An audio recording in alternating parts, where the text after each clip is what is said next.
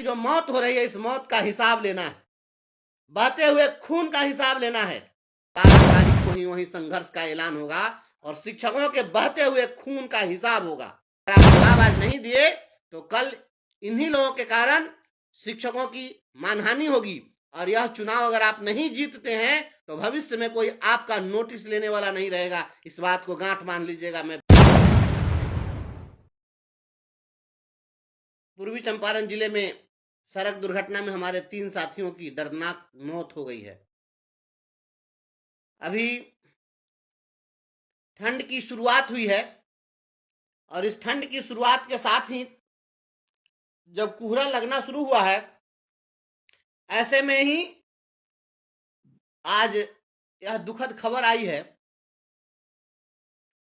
मैं आप लोगों से कहना चाहता हूं कि आप बताइए, पूरे बिहार के जितने हमारे गुरुजन साथी हैं और मेरी आवाज जिन राजनेताओं तक, जिन अधिकारियों तक पहुंचती है, ऐसे तमाम लोगों से मैं पूछना चाहता हूं कि आप बताइए कि बिहार ही नहीं, हिंदुस्तान ही नहीं, पूरी दुनिया के अंदर कोई ऐसा राज्य हो, ऐसा प्रदेश हो जहां शिक्षकों का खून सड़कों पर इस तरह से बह रहा हो और वहां के लोग खामोश होकर तमाशबीन बन के लोग देख रहे हो। ऐसा बताइए, पूरी दुनिया में कहीं है क्या? सोचिए आप, ये क्या हो रहा है। और हम लोग अपने साथियों, मोहद्दी नगर में हमारे साथी को गोली मार दी जाती है, शेखपुरा में गोली मारी जाती है, मुजफ्फरपुर में चाकू से गोद गोद कर मार दिया जाता है और हम सभी लोग तमाशबीन बन के देख रहे हैं जो घटनाएं घट रही है। और इतनी घटनाओं के बाद, इसके बावजूद कोई बोलने के लिए तैयार नहीं है। हम तो अब तक यही जानते थे कि नैनं छिन्दन्ति शास्त्राणि नैनं दहति पापः न चैनं क्लेद्यन्त्यापो न सोचती मारुत। हम लोग तो यही पढ़े कि गीता में भगवान श्री कृष्ण ने उपदेश दिया कि आत्मा नहीं मरती है, लेकिन बिहार के इन जीवित नेताओं की आत्मा जो मर गई है, इस आत्मा को कौन जीवित करेगा? मैं तो जीते जी बिहार के नेताओं और अधिकारियों की मरी हुई आत्मा को देख रहा हूं। इनका जमीर मर गया, इनकी आत्मा मर गई। प्रतिदिन हमारे शिक्षक लहूलुहान हो रहे हैं। आप देखिए, शरीर का एक हिस्सा मांस दुर्घटना में कटकर हट गया है। आप देखिए उस तस्वीर को। और इसके बावजूद यहां जो ड्रामा हो रहा है, आप उसको भी देखिए और ड्रामेबाज लोगों को भी देखिए। हम आपकी आवाज बनकर खड़े रहे हैं, कल भी थे, आज भी हैं और फिर कल भी रहेंगे, लेकिन बहते इस खून को देखने वाला कोई नहीं है। और कुछ लोग केवल और केवल आपकी आवाज को बंद कराने के लिए, देखिए किस प्रकार से षड्यंत्र हो रहा है।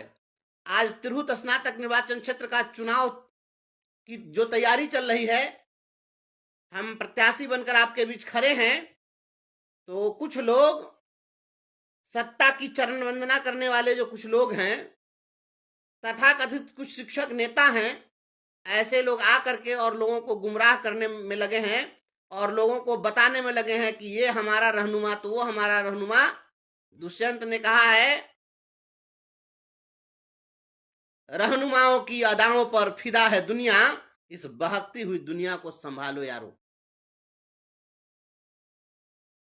कौन कहता है आसमां में सुराख हो नहीं सकता, एक पत्थर तो तबीयत से उछालो यारो। हम दुष्यंत की इन्हीं पंक्तियों को आपको याद कराना चाहते हैं कि इस बहकती हुई दुनिया को संभालो यारो, रहनुमाओं की अदाओं पर फिदा है दुनिया। ये रहनुमाई करने वाले नकली रहनुमाओं पर फिदा होने और फिदा करने की जो नाकाम कोशिश हो रही है, इसका पुरजोर जवाब दीजिए। यह मेरा हाथ जोड़कर आपसे विनम्र अनुरोध है।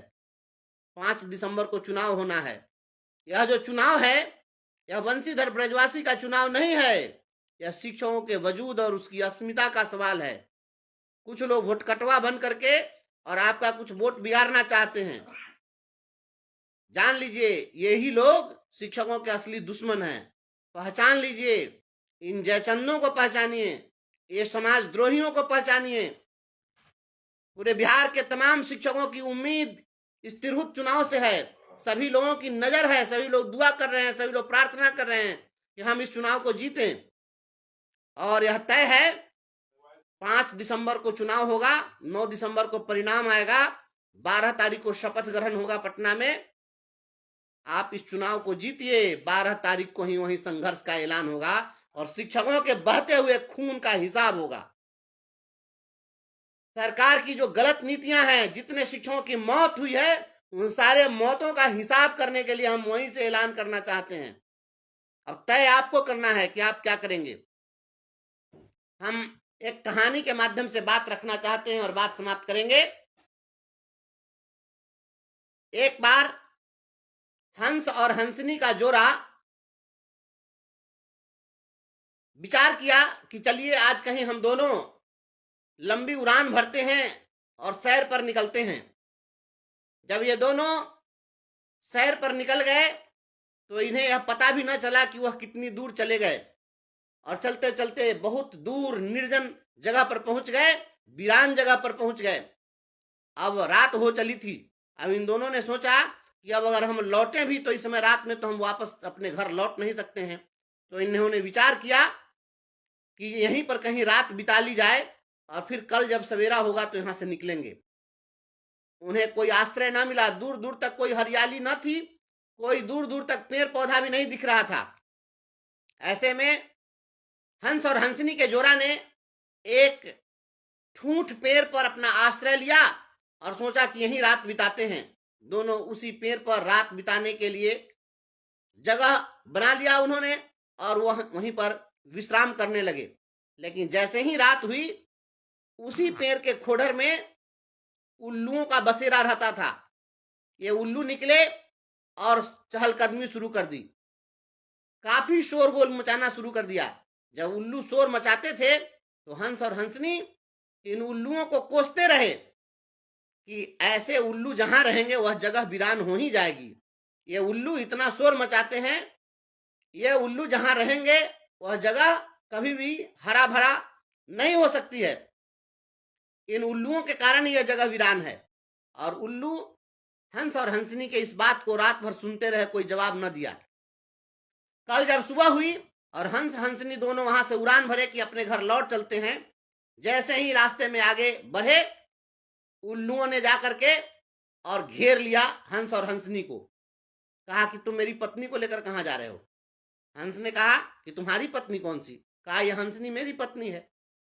उल्लू ने कहा हंसनी तुम्हारी पत्नी कैसे हो सकती है, हंसनी तो मेरी पत्नी है।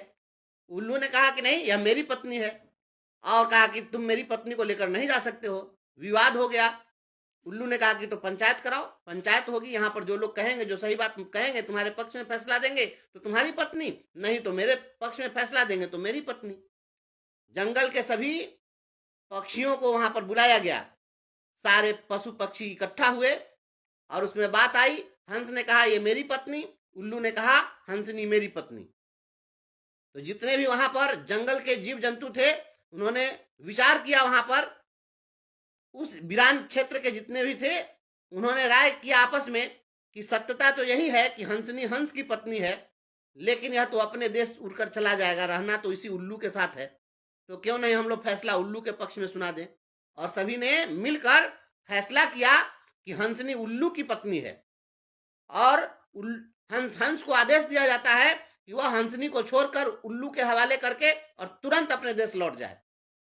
हंस रोता बिलखता हुआ वहां से निकल गया अपने देश के लिए, अपनी पत्नी को उल्लू के हवाले कर दिया। और जब लौटने लगा, कुछ दूर बढ़ा तो फिर उल्लू जाकर आगे से हंस को घेर लिया। कहा रुको हंस भाई। कहा कि अब क्या, अब तो तुम मेरी पत्नी को ले लिए, रख लिया, अब तुम मेरी जान लेना चाहते हो। तो उस उल्लू ने कहा कि नहीं भाई, मैं तुम्हारी जान लेना नहीं चाहता हूं और न तुम्हारी पत्नी को ही मैं रखना चाहता हूं। यह हंसनी तुम्हारी पत्नी है, लेकिन तुमने जो रात भर यह कोसा हम लोगों को कि उल्लुओं के कारण ही यह जगह वीरान है, तो हम तुम्हें यह बताना चाहते थे कि हम उल्लुओं के कारण यह जगह वीरान नहीं है। यह जगह इसलिए वीरान है क्योंकि यहाँ के जो जीव जंतु हैं वह उल्लुओं के पक्ष में फैसला सुनाते हैं। यही स्थिति है मेरे भाइयों बहनों।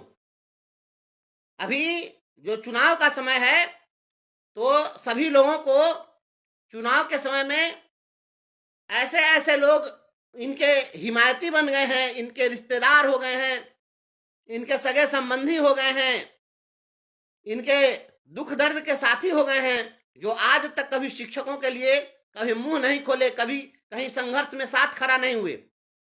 हम लाख बुरे हो सकते हैं, हम बहुत खराब आदमी हो सकते हैं, लेकिन बुरा होकर भी हमने जितना अपने समाज के लिए प्रयास किया है, अगर उसका 1% भी प्रयास किसी प्रत्याशी ने किया है तो आप निश्चित रूप से उसको सपोर्ट करिए। लेकिन हमने आपके लिए अपना सब कुछ न्यौछावर कर दिया। इसके बावजूद अगर कोई यह कहता है कि यह बहुत खराब व्यक्ति है और इसको हम वोट नहीं करेंगे, तो आप उसकी मानसिकता को समझिए। ये वही लोग हैं जो शिक्षकों के रूप में आस्तीन के सांप हैं, आपके आंदोलन को कमजोर करने वाले लोग, शिक्षकों की एकता को खंडित करने वाले लोग। यही लोग हैं जो आज इस प्रकार से दुर्भावना से ग्रसित होकर आपका विरोध कर रहे हैं। वंशीधर ब्रजवासी यह निमित्त मात्र है, आप समझिए। यह लड़ाई शिक्षकों की है। जीतेंगे तो जीत शिक्षकों की होगी, हारेंगे तो हार शिक्षकों की होगी। न मैं कोई विधायक का बेटा हूं, न सांसद का बेटा हूं, न किसी मैं धनवली परिवार से आता हूं, न जमींदार परिवार से आता हूं, न उद्योगपति परिवार से आता हूं। मेरी जो पहचान है आप शिक्षकों से है।